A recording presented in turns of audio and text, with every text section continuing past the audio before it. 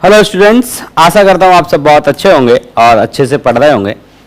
पिछले क्लास में हमने न्यूटन्स लॉज ऑफ मोशन में फ्री बॉडी डायग्राम की बात की थी और किसी ऑब्जेक्ट के फ्री बॉडी डायग्राम का मतलब होता है उस ऑब्जेक्ट पर लगने वाले फोर्सेज का रिप्रेजेंटेशन। अगर मेरा फ्री बॉडी डायग्राम बनाना है, मैं एक ऑब्जेक्ट हूं, तो मेरे फ्री बॉडी डायग्राम में सिर्फ उन फोर्सेज को ड्रॉ किया जाएगा जो मेरे ऊपर लग रहे हैं, acting on my body, acting on my body. तो उन वाले फोर्सेज का हमें रिप्रेजेंटेशन करना होता है जो उस ऑब्जेक्ट या उस बॉडी के ऊपर लग रहे होते हैं। ये उस बॉडी के फ्री बॉडी डायग्राम का मतलब होता है।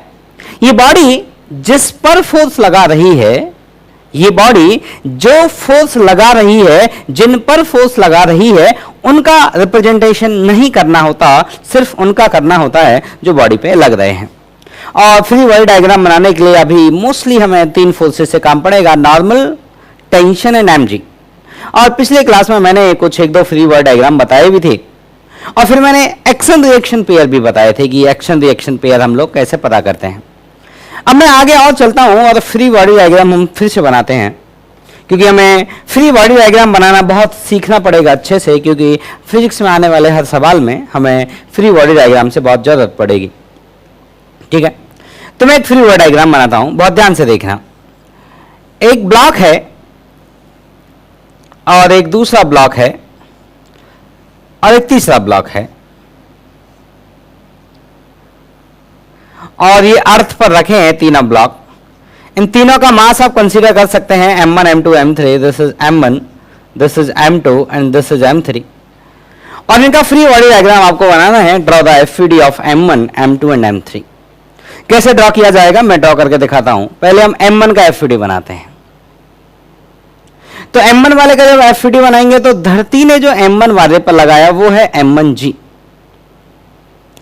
धरती सभी चीज पर फोर्स लगाती है, सभी चीज पे अपनी तरफ फोर्स लगाती है और उस फोर्स की वैल्यू होती है उस ऑब्जेक्ट का मास इंटू जी। तो हमारे घर में जो फैन लगा होता है उस फैन पे भी mg लगता है।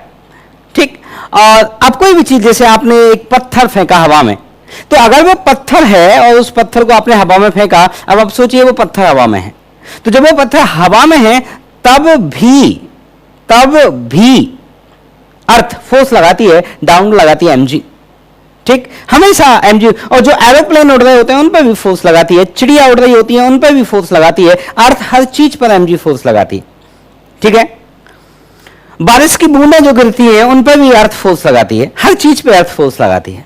तो वो अपनी तरफ लगाती है, जिसका भी कुछ मास होगा अर्थ उस पर फोर्स लगाएगी। और कितना फोर्स लगाएगी? m इंटू जी। इस m1 पर एक फोर्स और लगेगा। ये जो mg है ये फोर्स किसने लगाया? ये अर्थ ने लगाया। इस पर एक फोर्स और लगेगा जिसका नाम होगा नॉर्मल फोर्स। क्योंकि अगर दो ऑब्जेक्ट कांटेक्ट में होती हैं तो उनके कांटेक्ट सरफेस के परपेंडिकुलर एक फोर्स लगता है जिसको बोलते हैं हम लोग normal reaction.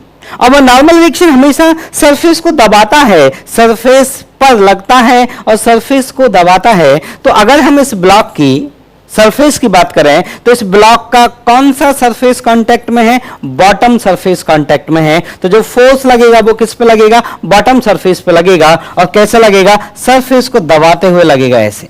And let's say this is n1। मैंने आपको पिछली क्लास में बोला था कि आप चाहें तो इस डायग्राम को आप इस तरह से बना सकते हैं। कैसे? मैं ड्रॉ करके दिखाता हूं। आप ऐसे नीचे दिखा दें m1g और आप ऐसे ऊपर दिखा दें n1। आप चाहे ऐसे बनाएं चाहे ऐसे बनाएं, बातें किए। ठीक है ना, वो थोड़ा देखने में अच्छा लगता है, इसलिए जनरली बुक्स में वो डायग्राम बनाया जाता है। अगर हम m2 की बात करें तो देखिए m2 का FVD बनाते हैं।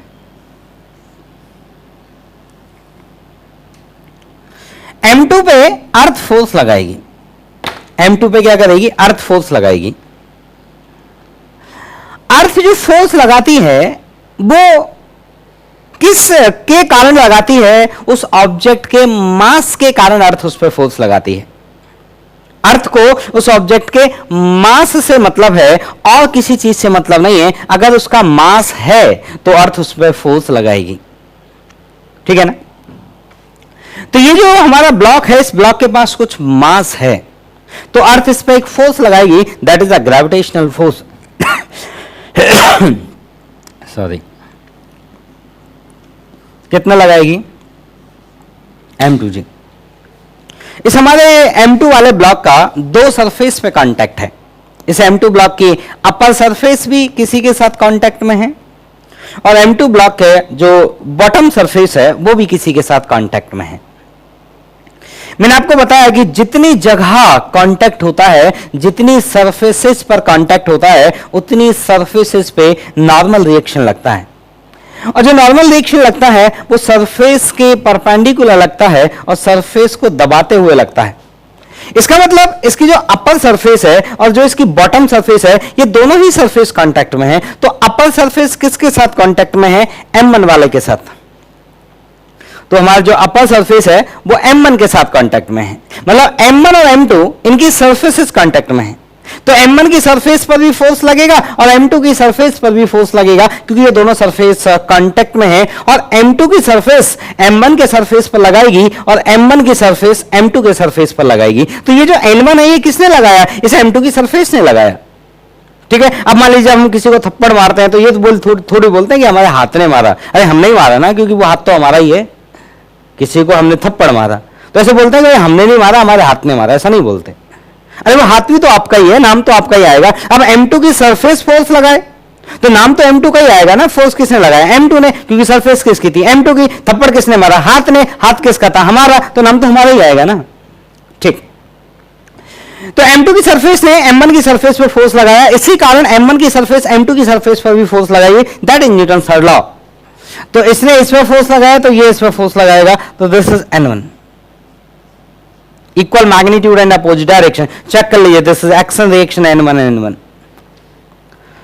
अब जो हमारा m2 वाला ब्लॉक है, इस m2 ब्लॉक का जो बॉटम सरफेस है वो m3 के साथ कांटेक्ट में है, मतलब m3 का सरफेस और m2 का सरफेस, ये दोनों सरफेस एक दूसरे पर नॉर्मल फोर्स लगाएंगी। सरफेस m3 का सरफेस m2 के सरफेस पर फोर्स लगाएगी, और m2 की जो सरफेस है वो m3 की सरफेस पर फोर्स लगाएगी, और जो फोर्स लगेगा वो सरफेस के परपेंडिकुलर लगेगा, सरफेस को दबाते हुए लगेगा। तो अगर मैं m2 की बॉटम सरफेस की बात करूं, तो अगर इस सरफेस को मुझे दबाना है तो मुझे ऐसे फोर्स लगाना पड़ेगा ऊपर की तरफ, तो ये सरफेस दबेगी। और अगर इस सरफेस पर मैंने नीचे की तरफ फोर्स लगाया तो ये सरफेस खींचेगी। मुझे खींचना नहीं है, इस सरफेस को खींचना नहीं है, सरफेस को दबाना है। इसी कारण इस पर जो नॉर्मल रिएक्शन लगेगा वो अपवर्ड डायरेक्शन लगेगा। मान लेते हैं कितना? n2। ठीक है बच्चों, अब आ जाते हैं m3 पे। अब कोई बोले सर n2 की जगह मैं कुछ n डैश मानना चाहता हूं, वो कोई बात नहीं, आप n डैश मान लें, n2 मान लें, जो मानना है मान लें, लेकिन इसके बराबर मत मानना। बस ये n1 है तो इससे अलग मानना है इसको, क्योंकि हमें क्या पता वो बराबर है या नहीं, हम जबरदस्ती क्यों बराबर माने, तो अलग अलग मानना है। अब आते हैं m3 के पास। तो अगर m3 वाले ब्लॉक की हम बात करें, दिस इज माई m3, तो m3 का कुछ मास है, m3 का कुछ मास है, और वो मास के कारण फोर्स लगाएगा। कौन? अर्थ फोर्स लगाएगी m3 पर। क्यों? Due to mass of m3, और इसकी अपर सरफेस और इसका बॉटम सरफेस। तो जो हमारा m3 वाला ब्लॉक है, इसका अपर सरफेस और इसका बॉटम सरफेस दोनों सरफेस ही कांटेक्ट में है। m3 का जो अपर सरफेस है वो m2 के साथ कांटेक्ट में है, और m3 का जो बॉटम सरफेस है वो धरती के साथ कांटेक्ट में है। तो m3 की अपर सरफेस और m3 की बॉटम सरफेस, दोनों ही सरफेस पे नॉर्मल रिएक्शन लगेगा। m3 की अपर सरफेस पे कौन लगाएगा? m2, और वो सरफेस को दबाएगा, तो m2 जो नॉर्मल लगाएगा m3 की सरफेस पे वो लगाएगा डाउनवर्ड। कितना लगाएगा? जितना इसने इसके ऊपर लगाया था उतना ही ये इसके ऊपर लगाएगा, उसका वैल्यू आएगा n2। और जो m3 का बॉटम सरफेस है इस पर भी नॉर्मल रिएक्शन लगेगा, इस सरफेस को दबाते हुए लगेगा, और कौन से डायरेक्शन लगेगा? अपवर्ड डायरेक्शन लगेगा। और कितना होगा हम नहीं जानते कितना है वो, हमने उसको मान लिया लेट्स से n3। क्यों? क्योंकि यहां का कॉन्टैक्ट सरफेस पे नॉर्मल कितना? Some another value. यहां पे contact surface normal reaction some another value, यहां normal reaction contact surface some another value. क्यों? क्योंकि मैं बराबर क्यों मानूं? जबरदस्ती मैं बराबर मान लूंगा तो ये तो गलत बात है ना। जनरलाइज क्या होगा, तीनों को अलग अलग मान लीजिए। हाँ, अगर वो बराबर होंगे तो हम उनको कैलकुलेट करेंगे, और कैलकुलेट करने के बाद अगर बराबर आ गए तो हम मान लेंगे भाई आप बराबर हैं। हम अपनी मर्जी से बराबर नहीं मान सकते। ये इसका एफपीडी है, ठीक। अब देखो, आपको घर पे भी एफपीडी बनाना है। घर पे जो आपको एफपीडी बनाना है उसमें आपको 4 ब्लॉक लेने हैं। 1 2 3 4। ये है M1, ये है M2, ये है M3 और ये है M4। सभी बच्चे इसका घर पर एफपीडी बनाएंगे, ठीक। एक एग्जांपल और लेते हैं। ये आपको होमवर्क है, और होमवर्क सुन लीजिए। जरूर बनाना एफपीडी, हाँ, बहुत बहुत ज्यादा काम आएगा हमारे, ठीक। एक नॉर्मल रिएक्शन और सुन लीजिए। 1 2 3 4। ये 4 ब्लॉक है, और 4 ब्लॉक का इसका मास M1, इसका मास M2, इसका मास M3, इसका मास M4, ठीक है। आप इनको लिख लें और ड्रॉ करिएगा घर पे।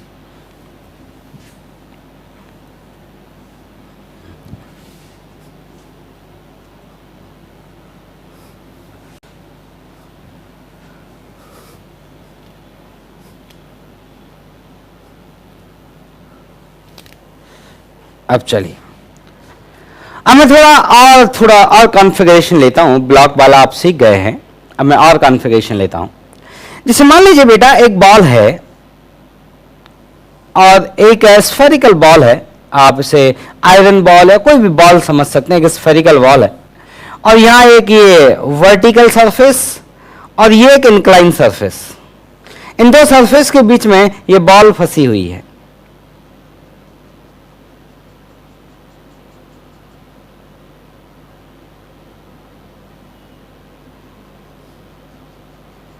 And that angle is theta, और इस बॉल का जो मास है वो स्मॉल m के बराबर है। बॉल का मास है कुछ 5 किलो 10 किलो, तो मैंने मान लिया let's say 10 mass is small m, और हमें इसका फ्री बॉडी डायग्राम ड्रॉ करना है। फ्री बॉडी डायग्राम बनाने के लिए सबसे अच्छा होगा आप कंपास और स्केल यूज करें। मैं बोलूंगा आप यूज करें। मैं आज भी मेरे पास कंपास और स्केल रखता हूं, क्योंकि कई बार डायग्राम हम जब अच्छा नहीं बना पाते हैं तो सवाल होता नहीं है, बहुत दिक्कत करता है। और अगर हम डायग्राम क्लियर बना पाए तो सवाल आसानी से हो जाता है, हमें बहुत सारी चीजें क्लियर विजुअलाइज होने लगती हैं। तो ये बहुत जरूरी होता है कि डायग्राम बहुत अच्छा हो। तो फिजिक्स में ये बहुत ज्यादा इंपॉर्टेंट चीज है कि आपको डायग्राम अच्छा होना चाहिए। हमारा काम बहुत चीजों से नहीं पड़ रहा, हमें सर्कल बनाने होते हैं, हमें स्क्वायर बनाने होते हैं, हमें रेक्टेंगल बनाने होते हैं, ट्राइंगल बनाने होते हैं, पैरेललोग्राम बनाने होते हैं। इससे ज्यादा हमें बस लाइन ड्रॉ करनी होती है। इसके अलावा हमारा कोई काम नहीं पड़ता फिजिक्स में। तो एटलीस्ट इतनी ज्योमेट्री आपकी साफ साफ ड्राइंग होनी चाहिए, मतलब आपका फ्री हैंड भी इतना अच्छा होना चाहिए कि आप इन ज्योमेट्री को अच्छा बना पाए। और अगर नहीं है तो कोई बात नहीं, आप स्केल और कंपास यूज करें, धीमे धीमे हो जाएगा। अब क्वेश्चन ये है बेटा कि हमें इसका फ्री बॉडी डायग्राम बनाना है। तो ये जो हमारा बॉल है, हमारी इस बॉल का 2 सरफेस पर कांटेक्ट है। एक तो ये वर्टिकल सरफेस, एक और ये है मेरा इंक्लाइन सरफेस। इन दोनों सरफेस में मेरा कांटेक्ट है और एफईडी बनाना है। तो जितनी जगह पर कांटेक्ट होता है उतनी जगह पर नॉर्मल लगते हैं, और नॉर्मल ऑब्जेक्ट की सरफेस को दबाते हुए लगते हैं। नॉर्मल सरफेसेस के बीच में लगते हैं, मेरे पैर का सरफेस और मेरी धरती की सरफेस, इन दोनों सरफेस के बीच में नॉर्मल लगता है, ठीक। तो बेटा अब एक बात सुने मेरी, जब भी कभी आपको इस तरह की ज्योमेट्री आ जाए, जैसे ब्लॉक ब्लॉक ब्लॉक के अलावा जब भी थोड़ी ऐसी ज्योमेट्री आ जाए जिसमें इंक्लाइन पे ऑब्जेक्ट वगैरह रखी हैं, ऐसे केसेस में आपको डॉट डॉट डॉट डॉट करके हॉरिजॉन्टल और वर्टिकल लाइन ड्रॉ करनी है हमेशा। तो आपको क्या करना है बेटा, डॉट डॉट यूज करके आपको हॉरिजॉन्टल और वर्टिकल लाइन ड्रॉ करनी है। तो ये हो गई एक हॉरिजॉन्टल लाइन और ये हो गया एक वर्टिकल लाइन। ठीक, और जिस डायरेक्शन में आपके नॉर्मल लगने वाले हैं उस डायरेक्शन में भी आपको डॉट डॉट डॉट करके बहुत बड़ी लाइन ड्रॉ करनी पड़ेगी। ये लाइन बड़ी ड्रॉ इसलिए मैं करने को बोल रहा हूं क्योंकि हमें एंगल कैलकुलेट करने होंगे। जब हम आगे सवाल सॉल्व करेंगे तो हमें एंगल कैलकुलेशन की जरूरत पड़ेगी, और अगर हमारे पास लाइन बड़ी बड़ी होंगी तो हमें एंगल ढूंढने में बहुत आसानी होगी। आगे एक बहुत बड़ा काम होता है सवाल में एंगल कैलकुलेट करना, कोई थीटा 90 माइनस थीटा ऐसा ऐसा करके एंगल ढूंढा जाता है।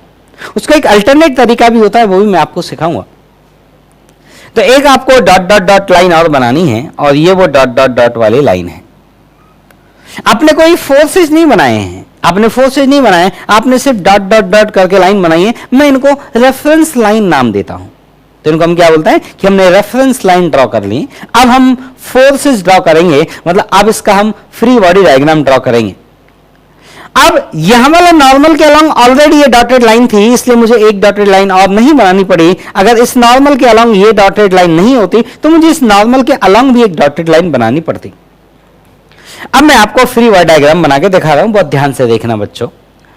ये इंक्लाइन सरफेस और ये गोला दोनों की सरफेस कांटेक्ट में है, और जहां कांटेक्ट होता है वहां नॉर्मल लगता है, और नॉर्मल सरफेस को परपेंडिकुलर लगता है और सरफेस को दबाते हुए लगता है। तो अगर मैं इस सरफेस की बात करूं, इस गोला की सरफेस की बात करूं, तो इस पे नॉर्मल रिएक्शन लगेगा इस डायरेक्शन में, और मैंने माना इस नॉर्मल रिएक्शन का वैल्यू है n1।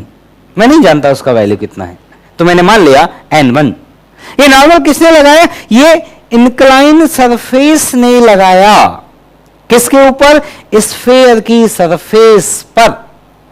और स्फीयर की सरफेस पर जो परपेंडिकुलर डाला जाता है वो स्फीयर के सेंटर से पास करता है, इसीलिए आप देखिए ध्यान से, ये वेक्टर आपको सेंटर से जाता हुआ लगेगा। क्योंकि मैंने आपको पिछली क्लासेज में याद दिलाया था कि सरफेस, स्फीयर का सरफेस डाला गया परपेंडिकुलर सेंटर से पास करता है, तो ये मेरा स्फीयर है। इसके सरफेस पे जो परपेंडिकुलर डाला जाएगा वो सेंटर से जाते हुए दिखेगा। अब बात करते हैं यहां की। Again this is my vertical surface and this is my ball. तो बॉल के बीच में और इस वर्टिकल सरफेस के बीच में क्या लगेगा? एक नॉर्मल रिएक्शन लगेगा।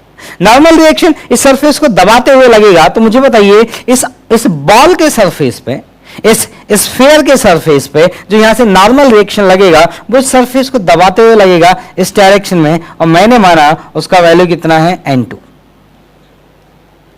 उसका वैल्यू कितना है? n2। ये किसकी सरफेस पे लग रहा है? स्फीयर की सरफेस पे लग रहा है। ठीक, और कितना फोर्स लग रहा है मुझे नहीं पता कितना लग रहा है, तो मैंने अज्यूम कर लिया कि उसका वैल्यू कितना है? n2। ठीक, अब इसके ऊपर एक फोर्स और रह गया, बताइए कौन सा? ग्रेविटेशन। क्योंकि इस बॉल का मास नॉन जीरो है, और जिस भी चीज का मास नॉन जीरो होता है, जो मच्छर उठते हैं ना उन पे भी mg लगता है, क्योंकि मच्छर का मास नॉन जीरो होता है, तो इसका मास भी नॉन जीरो है। तो इस मास के कारण नॉर्मल क्यों लगा? कांटेक्ट के कारण। नॉर्मल क्यों लगा? कांटेक्ट के कारण। mg क्यों लगा? उसके मास के कारण। तो इस पे जो mg लगेगा वो किधर लगेगा? तो mg हमेशा किधर लगता है? Vertically downward. ठीक, लेकिन जब आगे मैं फ्री बॉडी डायग्राम बनाया करूंगा आगे, तब मैं इस तरह से नहीं बनाया करूंगा। जब भी कभी आपकी स्फेरिकल या सिलेंड्रिकल ऑब्जेक्ट हो, जब भी कभी आप फोर्सेज को कोशिश करें कि सेंटर से ड्रॉ करें। कहने का क्या मतलब है? मैं यहां लिख के दिखाता हूं। सेंटर से ड्रॉ करें, इसके कहने का मतलब है कि इस n1 को यहां से हटा दीजिए। n1 को यहां से हटा दीजिए। अब मैं नहीं हटा रहा हूं, आप एक दूसरा डायग्राम बनाए साइड में, आप एक दूसरा साइड डायग्राम बनाए साइड में, और इस n1 को यहां से मत बनाइए, n1 को सेंटर से बनाइए। कैसे? ऐसे, ऐसे। ये आप दूसरे डायग्राम में बनाएंगे, इसी में नहीं बनाएंगे, ठीक है ना? डायग्राम बनाने में कंजूसी नहीं। और ये वाला जो n2 है ना, इसको यहां पे मत ड्रॉ करिए। क्यों ड्रॉ नहीं करिए उसका जवाब मैं दूंगा, पर यहां ड्रॉ मत करिए। तो कहां ड्रॉ करें? सेंटर से। तो जब भी हमारी स्फेरिकल या सिलिंड्रिकल ऑब्जेक्ट होंगी, अब कितना बड़ा बनाए सर लाइन? जितना आपका मन करे खूब बड़ी लाइन बनाइए, लाइन में कंजूसी नहीं, जिससे कि एंगल ढूंढने में हमें दिक्कत ना हो। अब हमें ढूंढने हैं एंगल्स, तो मैं एंगल आपको ढूंढ के बताता हूं। तो देखो, अगर दो लाइन के बीच में एंगल थीटा होता है तो उन लाइन के परपेंडिकुलर के बीच में भी एंगल थीटा होता है। तो ये जो मेरा मैं यहां पे बना देता हूं, this is my line 1 and this is my line 2, और इन दोनों लाइन के बीच का एंगल है थीटा। मैंने क्या बोला कि अगर लाइन के बीच में एंगल थीटा होता है तो लाइन के परपेंडिकुलर के बीच में भी एंगल थीटा ही होता है। तो this is my line 1 and this is my line 2। तो अगर मैं लाइन 1 का परपेंडिकुलर ड्रॉ करूं, लाइन 1 का हम परपेंडिकुलर ड्रॉ करें तो परपेंडिकुलर इस तरह से आएगा, और लाइन 2 का परपेंडिकुलर ड्रॉ करें तो परपेंडिकुलर कुछ इस तरह से आएगा।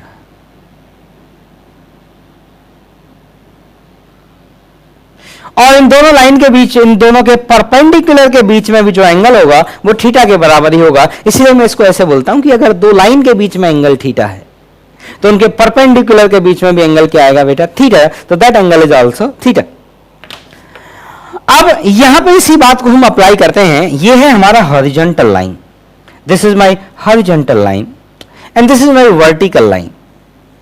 और आप जानते हैं हॉरिजॉन्टल और वर्टिकल दोनों क्या होते हैं? एक दूसरे के परपेंडिकुलर। आपके दिमाग में ये डायग्राम बनना चाहिए, आपके दिमाग में ये डायग्राम इमेजिन होना चाहिए।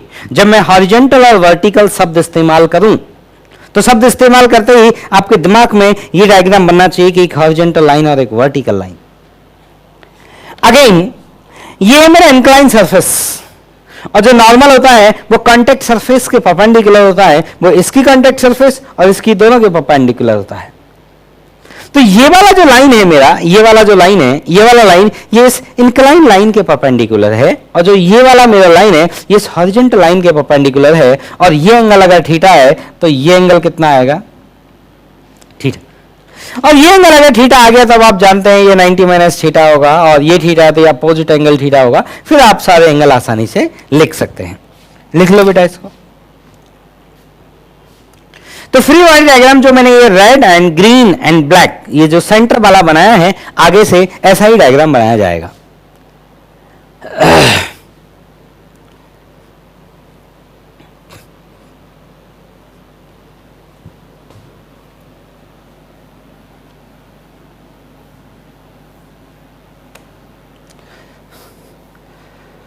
और सुनो, अब मान लीजिए एक डायग्राम और बनाते हैं। मान लेते हैं एक बॉल है, और ये जो बॉल है वो दो सरफेस के, दो इंक्लाइन सरफेस पे रखी हुई है, और वो दो इंक्लाइन सरफेस इस तरह से हैं। ये वो दो इंक्लाइन सरफेस है।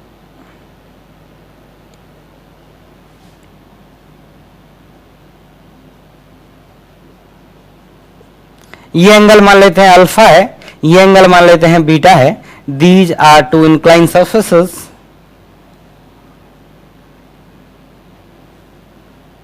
और इसका मास है small M, and this is a sphere.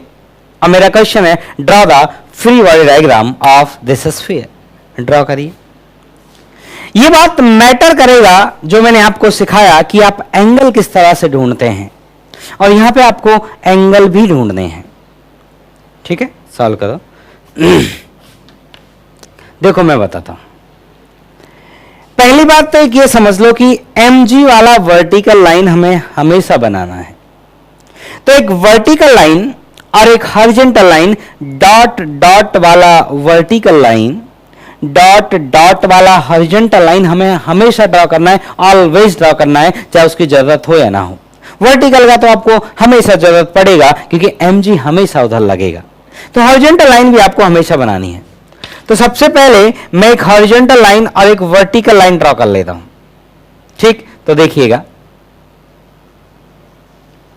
This is my horizontal line. आप स्केल से बनाइएगा, बहुत अच्छी लाइन बनेगी। And this is my vertical line. Scale use करना कंपलसरी है, ठीक। इसके बाद आपको मैंने बोला था हॉरिजॉन्टल वर्टिकल तो मैंने बना दिया। इसके बाद मैंने आपको बोला था कि जिस डायरेक्शन में नॉर्मल फोर्स लगेगा उस डायरेक्शन में भी आपको डॉट डॉट करके लाइन बनानी है। तो मैं ड्रॉ करके दिखाता हूं। यहां से जो नॉर्मल लगेगा उसके लिए मैं डॉट डॉट करके लाइन बना रहा हूं। यहां से जो नॉर्मल लगेगा वो इस डायरेक्शन लगेगा। क्यों लगेगा इस डायरेक्शन में? क्योंकि सरफेस के परपेंडिकुलर लगता है। ये जो एंगल होगा ना, दिस एंगल इज 90, ठीक। और एक नॉर्मल यहां से भी लगेगा, उसके लिए भी मैं लाइन ड्रॉ कर देता हूं। तो जो नॉर्मल यहां से लगेगा उसके लिए लाइन ड्रॉ कर देता हूं, देखिएगा।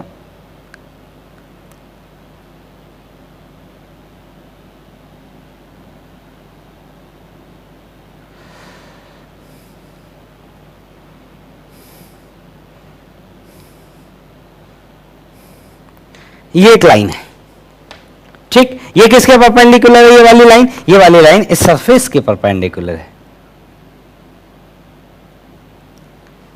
ठीक। अब सुनना, अब हम एंगल ढूंढते हैं। पहले मैं एंगल ढूंढ देता हूं भलाई, नॉर्मल फोर्स बाद में ड्रॉ करूंगा। मुझे बताइए, अगर ये एंगल अल्फा है तो ये इन दो लाइन के बीच का एंगल है, ये वाला लाइन और ये वाला लाइन। ये वाला लाइन और ये वाला लाइन, इन दो लाइन के बीच का एंगल अल्फा है। तो इनके जो परपेंडिकुलर्स होंगे उनके बीच में भी एंगल अल्फा होगा। ये हमारा हॉरिजॉन्टल लाइन और ये है हमारा वर्टिकल लाइन, और ये है हमारा इंक्लाइन वाला लाइन, और ये है इंक्लाइन सरफेस के परपेंडिकुलर। अगर इन दोनों लाइन में एंगल अल्फा है तो ये वाला एंगल भी क्या हो जाएगा? अल्फा, ठीक। और ये एंगल अगर अल्फा हो गया मतलब ये एंगल कितना हो गया आपका? अल्फा, ठीक। अब इधर आ जाते हैं। ये हमारा हॉरिजॉन्टल लाइन है, this is my horizontal line and this is my vertical line, this is my vertical line. और ये है मेरा इंक्लाइन सरफेस, ये है मेरा इंक्लाइन सरफेस, और ये रेड वाला है इंक्लाइन सरफेस के परपेंडिकुलर। अगर दो लाइन के बीच में एंगल बीटा है तो इनके परपेंडिकुलर्स के बीच में भी एंगल कितना आएगा? बीटा। Very good. अब हमें इसके नॉर्मल रिएक्शन, इस हमारी बॉल पे कितने नॉर्मल रिएक्शन लगेंगे? आंसर है 2 नॉर्मल रिएक्शन लगेंगे। क्यों 2 नॉर्मल रिएक्शन लगेंगे? क्योंकि मेरी बॉल का कांटेक्ट 2 सरफेसेस पर है। मेरी बॉल का कांटेक्ट 2 जगह पर है, 2 सरफेसेस पर है, इसलिए 2 जगह नॉर्मल रिएक्शन लगेगा और एक लगेगा mg। तो नॉर्मल रिएक्शन की अगर मैं बात करूं तो एक नॉर्मल रिएक्शन ये वाली सरफेस लगाएगी, दिस सरफेस, और ये सरफेस के परपेंडिकुलर। मैंने बोला है आपको हमेशा सेंटर से डायग्राम ड्रॉ करना है। क्यों? क्योंकि एंगल ढूंढने में आसानी रहती है, डायग्राम अच्छा भी लगता है, और आगे भी हमें जरूरत पड़ेगी विजुलाइज करने की तो विजुलाइजेशन भी आसान रहता है। This is my N1। यहां से जो लगेगा वो लगेगा N2। ये लग तो सरफेस पर आए लेकिन हम इसको ड्रॉ सेंटर से करेंगे। And this is my mg। Vertically downward the force is acting is mg। कितना बड़ा बना है? खूब बड़ा लाइन बनाइए, क्या दिक्कत है, ठीक है, जिससे कि एंगल ढूंढने में आपको बहुत आसानी रहेगी। ठीक है बेटा, लिख लो इसको। और देखिए आगे चलते हैं। अब मैं आपको कुछ रस्सी वाले कॉन्फ़िगरेशन भी लेता हूं। अच्छा चलिए, इसमें मैं आपको एक डायग्राम चलिए मैं आपसे बनाने को इसमें देता हूं, आप बनाइएगा खुद से।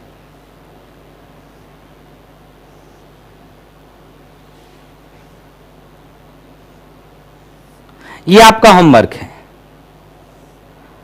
और देखो होमवर्क वाला डायग्राम जरूर बनाना, और जो आपके अपने दोस्त हैं उनसे आप वेरीफाई, दोनों के क्रॉस चेक कर लेना, आपका और आपके दोस्त का, और दोनों का आंसर, दोनों का डायग्राम अगर ठीक है तो बहुत अच्छी बात है, मतलब आप सीख गए।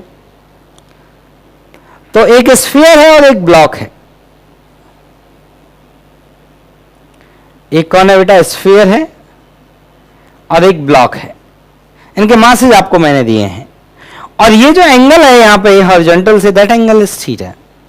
तो आपको इस ब्लॉक का और आपको इस स्फीयर का, दोनों का ही आपको डायग्राम बनाना है, दोनों का ही आपको फ्री बॉडी डायग्राम बनाना है। तो कुछ होमवर्क के लिए क्वेश्चन है, draw the free body diagram of M1 and M2।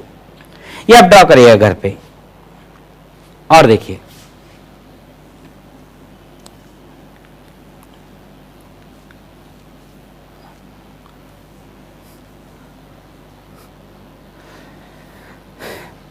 एक डायग्राम आपको मैं और बनाने को दे रहा हूं, लेकिन वो डायग्राम बनाने से पहले आपको घर पे इमेजिन करना पड़ेगा। अगर आपके घर पे 4 बॉल हों, आइडेंटिकल 4 बॉल हों तो बहुत अच्छी बात है, और अगर 4 बॉल नहीं है तो आप 4 टमाटर भी ले सकते हैं, लेकिन आइडेंटिकल साइज के टमाटर ले लो, आलू ले लो, लेकिन स्फेरिकल होना चाहिए। तो आपको क्या करना है, आपको 3 बॉल रखनी है ऐसे, यहां पे 1 2 और 3, और इन 3 बॉल के ऊपर एक चौथी बॉल रखनी है यहां पे। और ये जो डायग्राम है, ये डायग्राम मैंने टॉप व्यू बनाया है, मतलब ऊपर से देखेंगे तो हमें ऐसे दिखाई देगा। ये 3 बॉल है, 3 बॉल ऐसे धरती पर रखी है, 1 2 3, और उसके ऊपर एक तीसरा बॉल रख दीजिए। तो आपको डायग्राम बनाना है ये ऊपर वाली बॉल का। आपको डायग्राम आप पेपर में बना नहीं पाएंगे, लेकिन आपको अपने दिमाग में ये इमेजिन करना है कि वो फोर्सेस कैसे लगते हुए दिखेंगे। ये आपको अपने दिमाग में इमेजिन करना है, आप पेपर पे ड्रॉ नहीं कर पाएंगे। ठीक है बेटा, तो ध्यान से ड्राइंग करें इस बात की। तो आप क्या करना है, ऐसे टमाटर रख लेना, 3 टमाटर नीचे 1 टमाटर ऊपर, और फिर इमेजिन करना कि नॉर्मल, और टमाटर को स्फेरिकल शेप का अज्यूम करना। ठीक है, और सुनिए, ये बहुत अच्छा क्वेश्चन बनता है जिसकी मैं आगे बात करूंगा, ये फिर से आएंगे। ये जितने भी डायग्राम मैं आपसे बना रहा हूं ना, ये डायग्राम फिर से एक बार और आएंगे। ठीक है, अभी तो बस मैं आपको फ्री बॉडी डायग्राम बनाना सिखा रहा हूं, आगे हम इनको एनालाइज करेंगे। जितने भी हम ये n1 n2 ड्रॉ कर रहे हैं ना, इनकी हम वैल्यू कैलकुलेट करेंगे आगे आने वाले टाइम में। ठीक है, तो इसमें किसका डायग्राम बनाना है, एफवीडी अपर बॉल का। तो draw the FBD of the upper ball. और सुनना, और देखिए, एक आपका कोन है और एक आपका स्फीयर है, और ये धरती पर रखा गया है कोन, ये अर्थ है, और ये है हमारा वर्टिकल सरफेस। इसका मास m1 है और इसका मास m2 है। तो आपको इनका भी एफवीडी ड्रॉ करना है, इस कोन का और इस स्फीयर का। ठीक, और मैं आपको एक सीट शेयर करूंगा। अब मैं आगे चलता हूं, अब मैं आपको रस्सी का कुछ इन्वॉल्वमेंट दिखाता हूं। तो सबसे आसान क्वेश्चन लेते हैं रस्सी का, कि एक रस्सी है और उससे एक m मास लटका हुआ है, और आपसे पूछा जाता है draw the FBD of this mass small m। अब मेरी बात बहुत अच्छे से सुनना जो मैं कहने जाता हूं। ये जो हमारी रस्सी है, ये रस्सी, मान लो अगर ये रस्सी चिपकी नहीं होती अपर सरफेस और ब्लॉक से, अगर ये रस्सी ज्वाइन नहीं होती, तो इस रस्सी के 2 एंड आपको दिखाई देते। एक इस साइड में रस्सी का एंड पॉइंट, एक इस साइड में रस्सी का एंड पॉइंट, ये 2 एंड पॉइंट आपको दिखाई देते। अब मैं कह रहा हूं कि इस रस्सी का जो ये वाला एंड पॉइंट है, ये इस ब्लॉक से चिपका हुआ है। तो यहां पे इस रस्सी का बहुत थोड़ा सा हिस्सा, कितना लेंथ का, dl लेंथ का, dl स्टैंडिंग टू 0। फिर से सुनना मेरी बात, इस रस्सी का dl लेंथ का, कितनी लेंथ का, dl लेंथ का, and that dl standing to 0। तो रस्सी का dl लेंथ का किनारे का जो एकदम किनारे का जो टुकड़ा है, एकदम एंड पॉइंट वाला जो एलिमेंट है या टुकड़ा है, उसको आप इस ब्लॉक का ही हिस्सा मान लेना। और ये काम मैं आपको हमेशा करने को बोलूंगा जब जब आपको रस्सी का फ्री बॉडी डायग्राम बनाना पड़ेगा। जब जब आपको रस्सी का फ्री बॉडी डायग्राम बनाना पड़ेगा, तब तब आप रस्सी का एक छोटा सा टुकड़ा जो उस ऑब्जेक्ट से या फिर जो उस ब्लॉक से अटैच्ड है, उस छोटे से dl लेंथ के टेंडिंग टू 0 dl, उसको उस ब्लॉक का, उस ऑब्जेक्ट का ही हिस्सा मान लेना। बहुत छोटा सा है और उसको उसका हिस्सा मानने में कोई दिक्कत भी नहीं है, क्योंकि दैट इज टेंडिंग टू 0। उसका कोई बहुत ज्यादा मास भी नहीं है, mass is also tending to 0। बहुत स्मॉल टुकड़ा। ऐसा मानने से होगा कि चलिए सब फर्क ही नहीं पड़ेगा, तो आप ऐसा बोल क्यों रहे हो, उसका बोलने का मेरा कारण है। फिर मैं आपको एफवीडी बहुत अच्छे से विजुलाइज कर पाऊंगा, आपका मन उस बात को एक्सेप्ट करेगा डायरेक्टली जो मैं बोलूंगा। कैसे, देखिए। तो मैं ये कह रहा हूं बेटा कि रस्सी का थोड़ा सा टुकड़ा जो उस ब्लॉक से अटैच्ड है, मैंने उस ब्लॉक का ही हिस्सा मान लिया। अब मैंने आपको क्या बताया था कि रस्सी के जो मॉलिक्यूल्स होते हैं वो एक दूसरे पे फोर्स लगाते हैं, रस्सी के जो पार्ट्स होते हैं वो एक दूसरे पे फोर्स लगाते हैं, या रस्सी के जब हम पार्ट करते हैं और जो दो सरफेस निकलती हैं उनके मॉलिक्यूल एक दूसरे को फोर्स लगाते हैं। तो जनरली मैं ऐसे बोला करूंगा, मैंने आपको टेंशन में समझाया था कि रस्सी के जो ये वाले मॉलिक्यूल्स हैं, इन वाले मॉलिक्यूल्स को रस्सी के जो ऊपर वाले टुकड़े के मॉलिक्यूल्स हैं, ये वाले जो मॉलिक्यूल हैं, ये वाले मॉलिक्यूल इन मॉलिक्यूल्स को खींचेंगे। रस्सी के मॉलिक्यूल हमेशा एक दूसरे को पुल करते हैं, दे पुल ईच अदर। तो ये ऊपर वाले मॉलिक्यूल नीचे वाले को पुल करेंगे और नीचे वाले मॉलिक्यूल ऊपर वाले को पुल करेंगे। मुझसे एफईडी से ब्लॉक का बनाने को बोला गया है, तो इस ब्लॉक का एफईडी में बनाता हूं। तो एक तो माताजी अर्थ mg, इस ब्लॉक का मास होने के कारण ये अर्थ एक ग्रेविटेशन फोर्स लगाएगी, and that is mg and that is due to the mass. इस mg में और किसी का कोई रोल नहीं है कि कांटेक्ट है, रस्सी से बंधा है, कोई रोल नहीं है। इस mg का ओनली एक ही कारण है, that is mass of this body. और इस बॉडी पे एक फोर्स और लगेगा, that is the tension force. Tension force जो इस रस्सी के मॉलिक्यूल एक दूसरे को लगाते हैं। अब मुझे बताइए, ऊपर वाला मॉलिक्यूल नीचे वाले मॉलिक्यूल पे फोर्स लगाएगा और उसको खींचेगा। अब इसको खींचेगा मतलब इससे फोर्स किधर लगेगा? ऊपर की तरफ। तो इस वाले मॉलिक्यूल पे जो फोर्स लगेगा यहां पे वो ऐसे लगेगा, और कितना लगेगा? लेट से टी।